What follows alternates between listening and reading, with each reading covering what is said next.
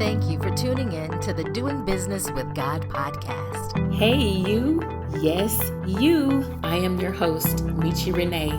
It is Michi's passion to help you live your best life and do business God's way. Michi will be talking about entrepreneurship, manifestation, monetization, mindset, beliefs, starting and growing a business, nonprofit, or ministry, all while serving God.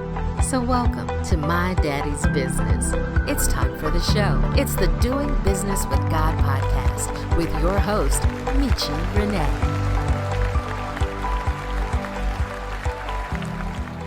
Hello, Tribe. Welcome back to another episode of the Doing Business with God podcast, dedicated to helping you do business God's way. In this episode, we have a special treat. This is a new series that I am going to be doing on the Doing Business with God podcast. It is called It's a Family Affair. And basically, it's families that have multiple and serial entrepreneurs going from young to old, multiple generations represented. And what better way to start than with my own family? Welcome, family, to the Doing Business with God podcast. How are you guys today? Cold. We're good. I'm good. Awesome. Thank you so much for inviting us. Awesome. So we're going to just jump right into it. We have entrepreneurs on this podcast ranging from 13 all the way to almost 70. My mom is about 66. So we have a lot of years represented, a lot of expertise, and we're going to go ahead and jump right into it. And we're going to start with my mom, Miss Emma Turner. Mom, come on, tell us about your entrepreneurial journey. How did you get started into the world of entrepreneurship, and just give us a little bit of background and what you did and how you did it. Well, it's really kind of not straightforward. I started by going to school and getting some education in the medical field, and I was actually in the nursing field. But as a result of that, I started working in the pharmacy and got introduced to computers. And from computers, I started doing consulting in the business world using my medical background and my computer skills that I acquired while in the medical field. So I kind of like fell into my career as a business consultant in the medical field. And I worked in that field for 30 plus years. 26 of those years were as an independent consultant. Okay. So talk to us about what it meant for you to be an independent consultant and how that really is what your entrepreneurial journey was all about, being that you were your brand. How did that kind of work out? Well,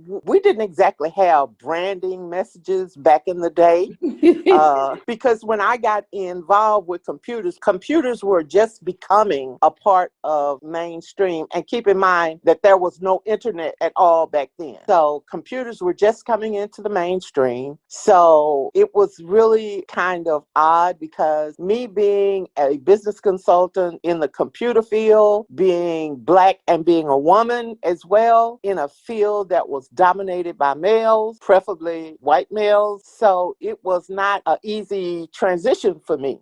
I bought a lot of lessons, along the way, so I did have an entrepreneurial spirit because my mother was an entrepreneur herself. So as far as doing business and being able to understand what business is about, I did have a small glimpse as to what that looked like coming from my mother. Awesome. So I know that I have on here, I want my children and my nieces to come on. Welcome to the podcast, guys. I want to talk to you guys about what it means to you to be an entrepreneur, what you have learned, what you are doing, how people can connect with you, connect with your brands. And I also want you to tell people how old you are, because this will give people inspiration if they don't feel like they can do it, or they're too young, or, they don't know what they want to do or whatever. Kayla, I'm going to let you start first since you are the oldest in this group of young people. Okay, so my name is Michaela. I'm 26 years old. I have two different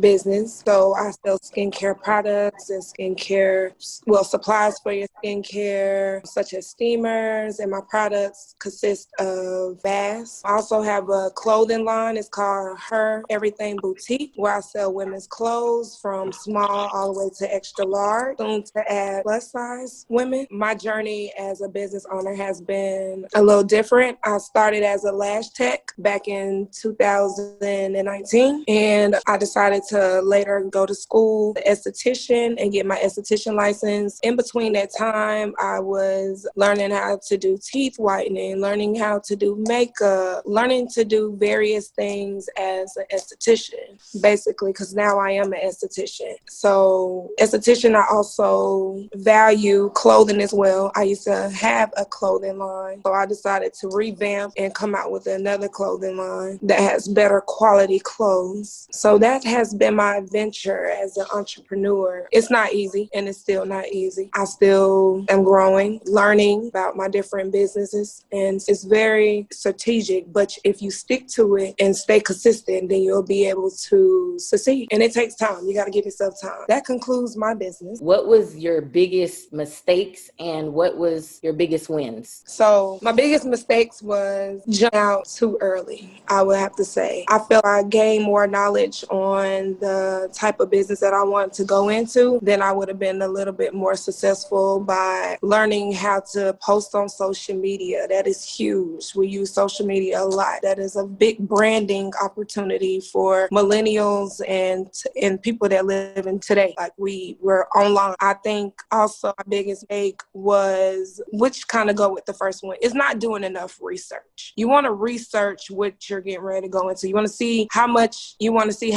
money other people made. You want to see how people are able to profit money off their business, what kind of platform that they use. You want to kind of follow and research what other people have done that's in the field that you are trying to pursue a business in. I think that is very important. My strengths for working on my business will have to be me not being afraid. Like, I'm not afraid to jump out there, spend money, learn something new. I'm not afraid to start something new and then fail, because, some things we fail at, and it's very important to get yourself back up and just try it again. Maybe there was something that you did wrong. So for me, that was easier for me. Like, even if I failed, I said, okay, I'm just going to revamp it and do it again. Absolutely. That is the best thing to do, is to restart. That is a perfect example of a journey. Everybody has a little slightly different journey, and mine is similar to yours, as well as not being visible enough on social media, because that is actually what is going to take your business to the next level. Everybody is online, and so you definitely have to be out there and on it. So for my esthetician business, it's called Bless Beauty. So my Instagram is blessbeauty.co, C-O. And my website is www.blessbeauty.com/big cartel. That's where you can find my esthetician skincare line. For my clothing line, it's called Her Everything Boutique, and the Instagram is Her Everything Boutique. And my website is hereverythingboutique.com. Awesome. Thank you so much. We really appreciate your story. So Caleb and Gabriel, come on.